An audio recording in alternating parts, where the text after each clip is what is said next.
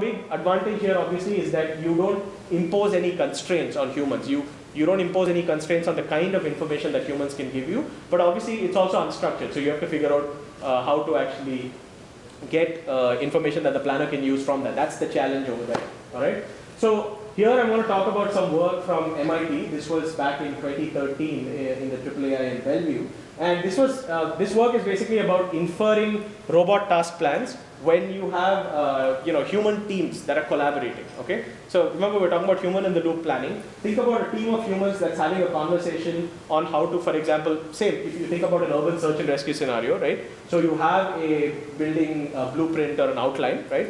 And there are some tasks that you need to achieve in this building, okay? So imagine humans sitting down and basically coming up with a plan collaboratively, okay? And as Rao was just mentioning, you don't want your robot to be in a position where it goes to the humans and tells them, hey, you know what, it keeps nagging the humans and telling them, hey, can you bring me up to speed? What is my role? What do I need to do, right? You'd rather have a planning system which basically given maybe a transcript of here's what the humans talked about. You want the planner to be able to infer, okay, you know what, they talked about this, I think these are the goals that they were trying to set for me, so I'll go out and try to achieve those goals. So it's almost a proactive way.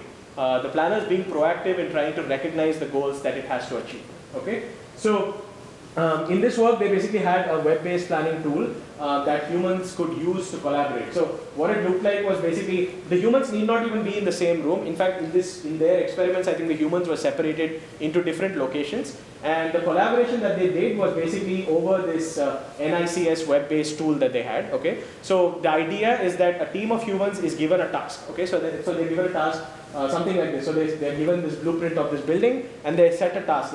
Suppose go in and check room C and make sure that room B is cleared and put something, put some object in room G. Okay, that's the task. And then you have a bunch of humans who are collaborating via text-based chat interface. Okay, and they know that they have some robots at their disposal, or at least one robot at their disposal. And the humans are trying to come up with a team plan together. Okay, and the challenge that we're trying to address over here is once the humans finish their collaborative session, or while the humans are collaborating, can the robot actually look at that data from the chat, for example, and try to figure out what it's supposed to be doing? Okay, so can the planner figure that out for the robot? All right. So the general framework and the general idea of this problem that they were trying to solve is that you have this conversation tool, this web-based tool, where, as you can see, you have like a chat box basically, and humans can collaborate, so they can see what others are typing, and they have a history of the whole conversation. Okay, so humans are able to collaborate with each other and come up with a team plan. Okay, and the input to the algorithm is it's semi-structured. Okay, it's not fully structured, it's not fully noise-free like the observation input that we saw in the previous example. Okay, so there may be noise in this because you're doing an extraction. You're taking human conversation data, right, and you're extracting it and sending it to a structured format, okay? So there's obviously going to be some noise that comes with your extraction procedure, all right?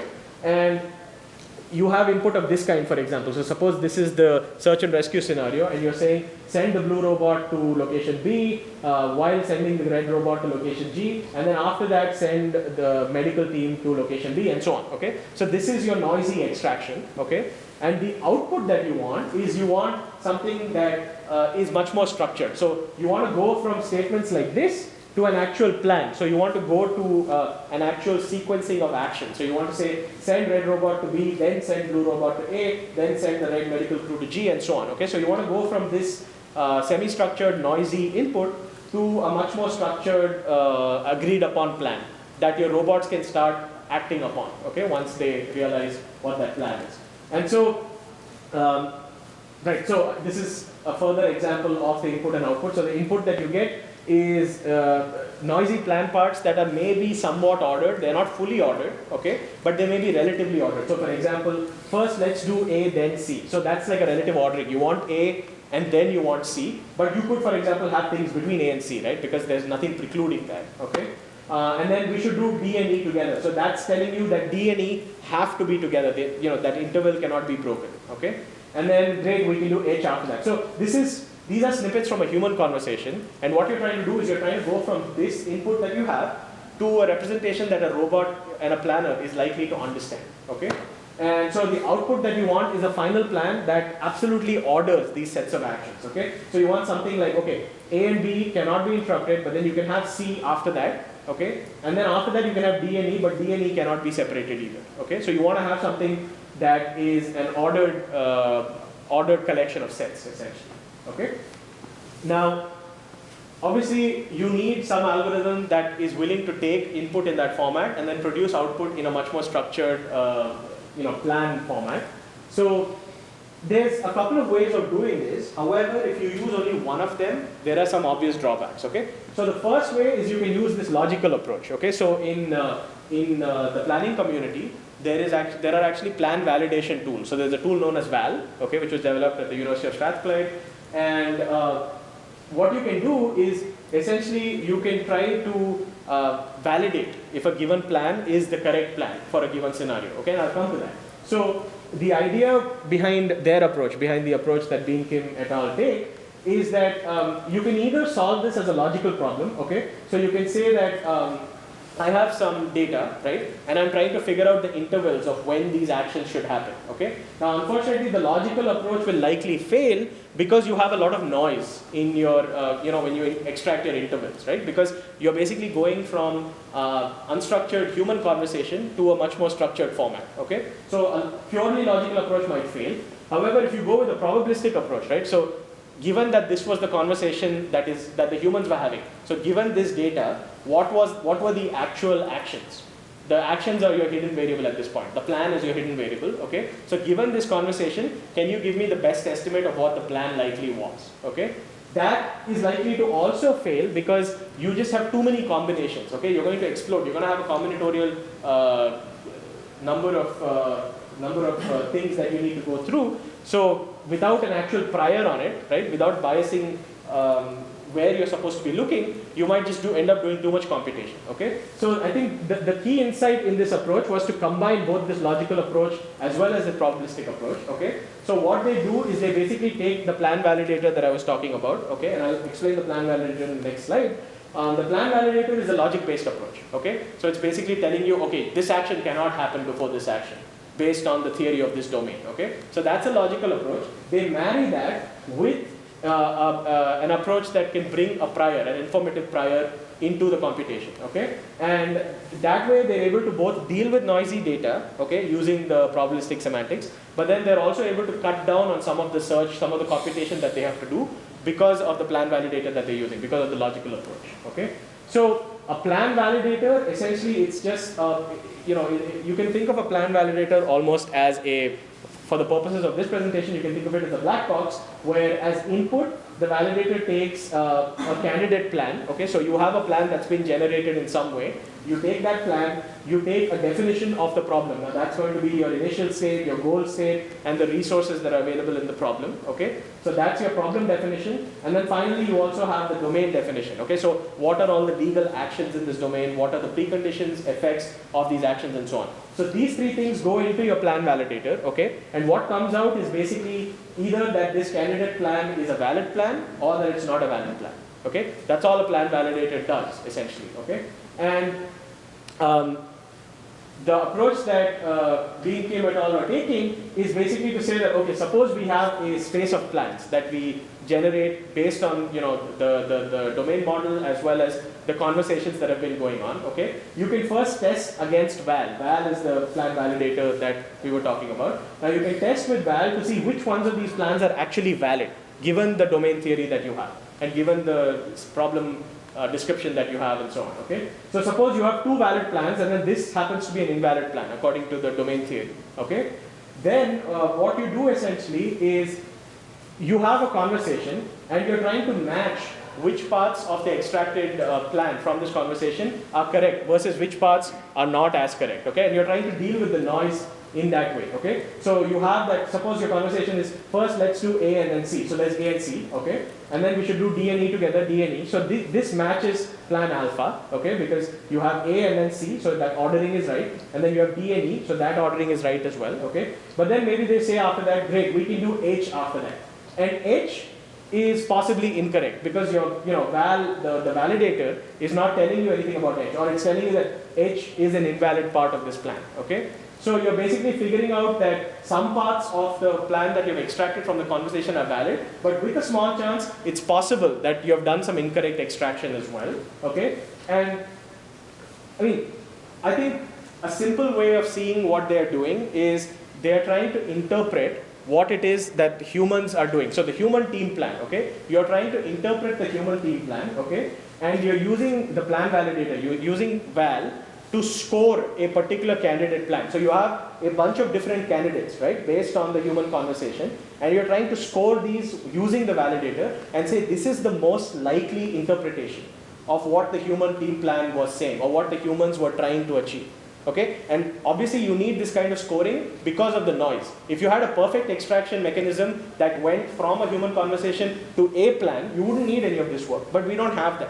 So that's where the interpretation comes in, that you're using the plan validator in order to score the various plan candidates and say that given this conversation and given this information about the domain model and about the problem instance and all of that, this is the most likely interpretation, or this is the most correct interpretation of that plan, okay? And basically, I think what you're doing is, humans are very good at this, right? So if I give you a plan for, say, going out to dinner after the tutorial today, right? You look at it, and if the plan involves, for example, swimming across the river, you know that's not going to happen, okay? You have a prior that swimming across a river is a very expensive and messy and time-consuming operation, okay? But planners and automated systems have no real way of doing that unless you're able to put that information in. So you can think of this work almost as giving the planner that capability, okay? The planner is able to discriminate, and it's able to tell you what is the best interpretation of a given human set of actions, okay? Or a given human conversation. So that's essentially what they do over here. There's also been, I mean, before I finish this section on sort of interpretation, so we talked about, you know, assuming structure, and then we talked about extracting or inferring structure, okay? There's also been some work on multi-agent multi-agent systems, you know, how to interpret what multi-agent systems are doing. And again, Rao mentioned this, that, you know, multi-agent work is out of the scope of this tutorial. There is a lot of good work in those areas, but we don't necessarily look at it in this tutorial. But there's been work, for example, on, so in multi-agent systems, when you're trying to interpret what it is that a team is doing, okay, these are the things that you need to consider. So for example, do you have a full trace of the team, you know, do you have a trace of the team's joint plan? Okay, so do you have traces of that? Do you have an action model? So do you know, for example, this is the generative model, okay, out of which all of these plans are being made, okay? Do you have access to the planning graph? Do you have access to the planning process, the whole planning process by which the team came up with the plan, okay? And finally, do you have access to past cases, okay? So these are all team plans that succeeded in the past. Do you have access to that kind of historical data, okay? And based on, and there are many other, you know, axes obviously that you can think of, but I'm just highlighting these four. There is a lot of work that's being done along these axes. So for example, if you have full team traces versus partial team traces, okay? If you have no action model versus if you do have an action model. So remember in the work I was just talking about, they do have an action model, okay? And then if you have the planning information, and finally if you have historical cases or not. Again, this is just a quick survey that, you know, there is work out there if you're interested in this kind of structured multi-agent interpretation problem, all right? Okay, I think this is a good place to stop for a break. We'll come back and go on to some of the decision support challenges. So right now we talked about how do you interpret what humans in the loop are doing and how does your planner gain some of that information. Once we come back, we'll talk about what does the planner do to support the planning process, okay? How do you support the decisions of humans, and then we'll go through the rest of this. So 4 o'clock, right? Yeah, 4 p.m. I think it's a half-hour coffee break. So please come back awake. Thank you.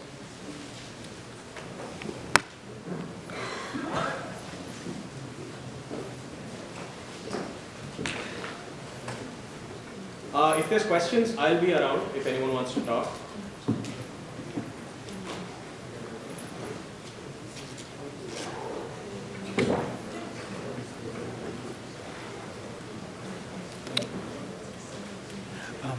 Yeah. You should use this though. Okay. No, because I asked people. Doesn't matter. Okay. Doesn't matter. I'll use. I mean. Because it'll wake up you. Yeah. My name is Stephen. Hey. Nice to meet you. I enjoyed your talk. I'm building a startup here in Austin, and it involves intelligent agents to regulate digital currency. And that's not all.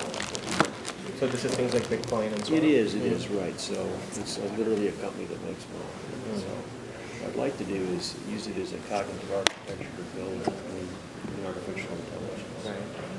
And I like the classical approach, and I need to hire part of the plan. Right, HTML, yeah.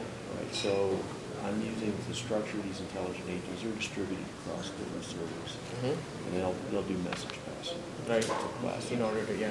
And so I want to use a command structure robotic style. Okay.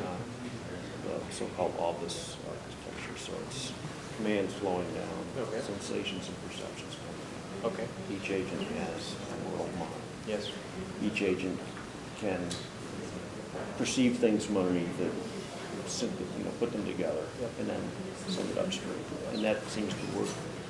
And the sub-symbolic level, we could do like a deep learning sort of model if that way. Right, you can have layers of, yeah. Right, but I'm basically thinking on the symbolic side. I worked 6 years in psych ward here in town doing ontologies. Okay. So I have a planner in mind which would use the agents along the command structure. So a command would come down and say, well, this is a plan. Right. And as it reaches each node, each agent, there'll be some things that don't really have to be considered in the plan because once the agent's later given the go-ahead to execute this portion of the plan, they can fill those things out with just without having to impact the plan. Yes. So and so the issues that would percolate and propagate down the planner would be those things which would impact other areas of the system. So a classical top-down plan in a well-defined domain.